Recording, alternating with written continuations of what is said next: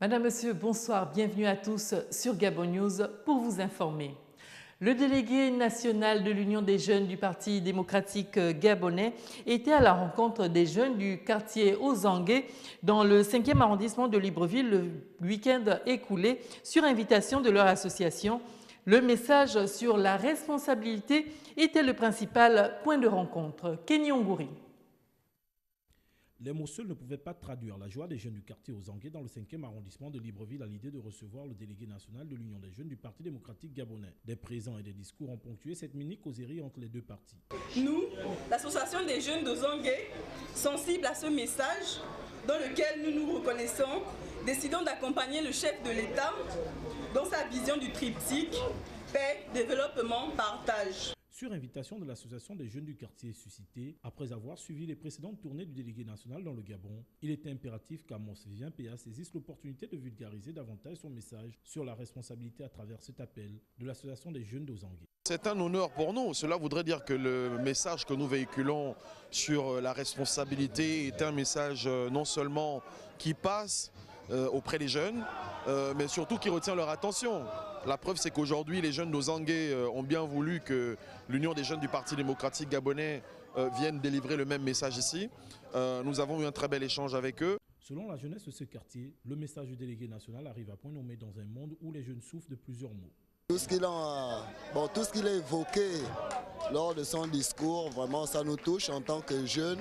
Et maintenant on essaye de voir, par rapport aux questions que d'autres jeunes aussi sont en train de poser, on essaye de voir ce qu'il va nous donner comme indication.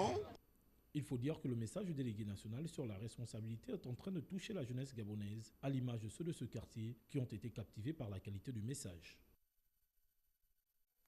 Afin de permettre aux jeunes leaders gabonais de suivre une formation dans une université américaine, le chargé des affaires publiques de l'ambassade des États-Unis au Gabon, Ben Eli, a tenu à rencontrer les étudiants du département d'anglais de l'université Omar Bongo pour leur présenter cette opportunité qu'offre le président américain Barack Obama aux jeunes Africains. Le point avec Marvin Beryl.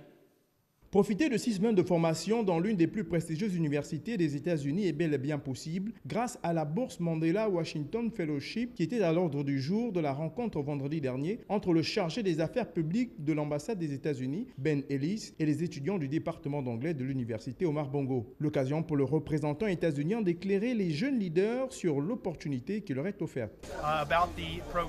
C'est un programme qui permet aux jeunes leaders gabonais qui font preuve d'un potentiel extraordinaire de se rendre 6 semaines aux États-Unis et profiter des formations dans des universités prestigieuses sur le leadership et le management, aussi bien que des formations basées sur 3 domaines spécifiques, lesquels sont le business et l'entrepreneuriat, l'administration publique et la société civile.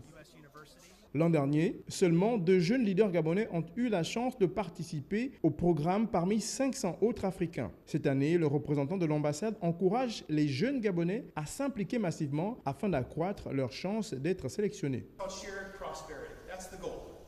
C'est un programme en constante progression. Si vous postulez maintenant et que vous n'êtes pas retenu, postulez l'an prochain et l'année d'après. N'arrêtez pas de postuler parce qu'en le faisant, vous ferez partie du réseau des jeunes leaders gabonais qui présente aussi de très grands avantages.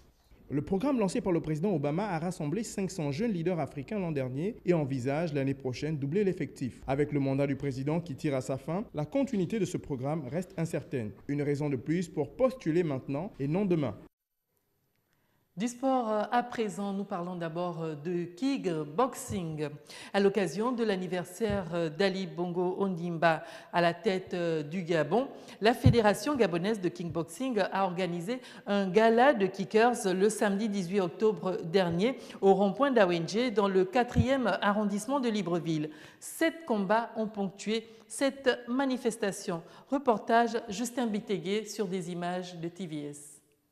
7 combats ont agrémenté le spectacle marquant l'anniversaire des 5 ans du président Ali Bongo Ondimba à la tête de notre pays, le Gabon. Une initiative prise par le Bureau fédéral de kickboxing en reconnaissance de tous les bienfaits pendant ces 5 années. Aujourd'hui, ce n'est pas une compétition statutaire, comme vous avez pu le remarquer, c'est un gala.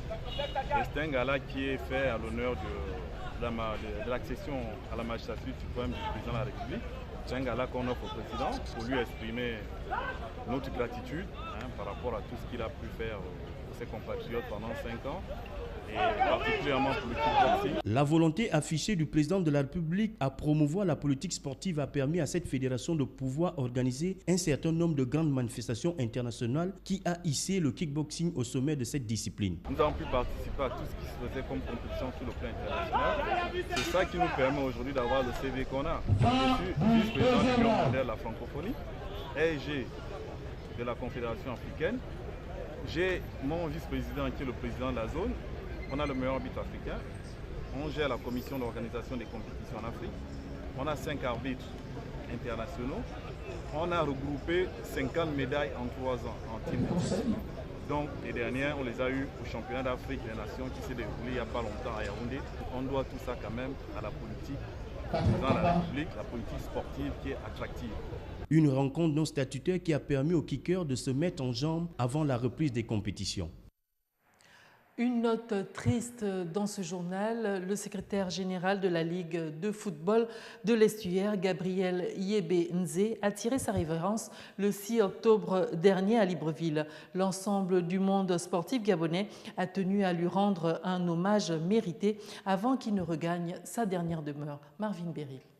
Décédé le 6 octobre dernier, Gabriel Yebe-Nze, secrétaire général de la Ligue de football de l'Estuaire, a été inhumé samedi à Minzik, dans sa ville natale située dans le département de Lokano, dans la province du Wellington. Parents, amis, connaissances, collègues, clubs affiliés à la Ligue de l'Estuaire, président de la FEGAFOOT et de la LINAF, Pierre-Alain Mungengi et Joël Birinda, étaient au siège de la Ligue de football de l'Estuaire, sis au stade de Nzayon, pour rendre un vibrant hommage à celui que l'on appelait affectueusement Gabi avant son ultime voyage pour Minzik. Un homme sans histoire, c'est ainsi que l'on pourrait le qualifier. Gabriel Yebe-Nze, pétri de talent, quitte le monde des vivants après avoir consacré 10 ans de sa vie au service du sport, notamment dans le football, où il va grimper les échelons au sein de la Ligue de l'Estuaire.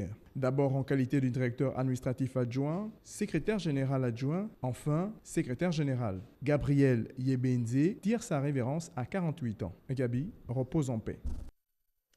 Voilà, madame, monsieur, c'était là l'essentiel de l'actualité du jour. Merci à vous de nous avoir suivis. L'information continue tout de même sur les www.gabonnews.com. Au revoir et à demain.